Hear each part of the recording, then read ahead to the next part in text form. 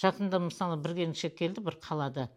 В общем, қатты ауырып, баласы қатты ауырып қалған, баласына доғдырлар ем таба алмай жатыр дейді. Ал енді Алла тағаланың құдіретімен Алла тағала былай көрсетіп тұр.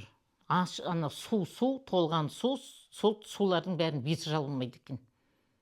Бала барады да, жаңа кружканы алады да, ана шелектерден іліп алады да, іше береді.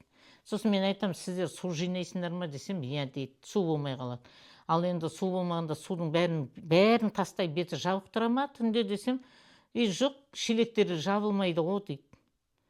А көрдіңіз ба, сонда деген ана ашық тұрған судан, ол деген тіпті Құранда да бәрінде де айтылған ғой, малғұн былғалап кетеді. Ол деген даже тіпті ол жерге ол шомылу да мүмкін, ол баласын да жуындыру мүмкін, ол жерге неше түрлі жаман заттар жасап кетуі мүмкін, бірақ сізге ол су мөлдіріп тұрған күймен тұра береді. Бірақ сіз нағызында, шындығында ана суды нелер қалай бұлғап кеткенін білмейсіз. Ал енді бала сонда доғдыр ешқандай ем таба алмай жатыр да, бірақ баланың негізгі себебі беті ашық тұрған судан су ішкенде баланың бүкіл ішкі органдарын бәріне ауру кеткен ғой.